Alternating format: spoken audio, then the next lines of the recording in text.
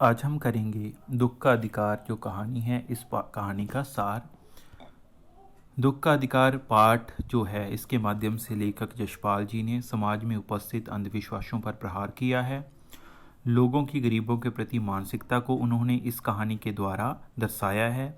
किसी भी भूभाग में चले जाएं, अमीरी और गरीबी का अंतर आपको स्पष्ट रूप से दिख जाएगा, परंतु इस आधार पर किसी के साथ अमानवीय व्यवहार करना हमें नहीं सुहाता। लेखक पाठ के द्वारा एक वृद्ध स्त्री के दुख का वर्णन करता है।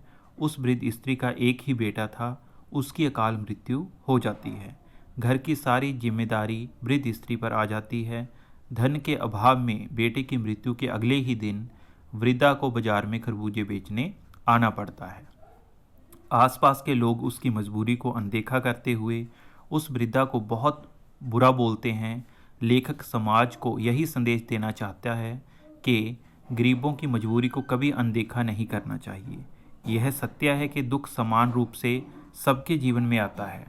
सभी अपनों के जाने का दुख मनाना चाहते हैं, पर अपनी आर्थिक स्थिति के कारण मना नहीं पाते। भारत जैसे देश में बहुत से लोग हैं जिन्हें यह समाज दुख मनाने का अधिकार भी नहीं देता। यह हमारे देश के लिए, हमारे लिए विडंबना की बात है।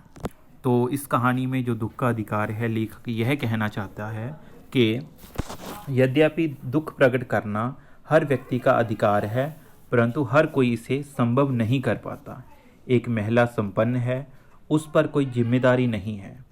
उसके पास पुत्र शोक मनाने के लिए डॉक्टर हैं, सेवाकर्मी हैं, साधन है, धन है, समय है, परंतु गरीब लोग हैं जो वो अभागे हैं।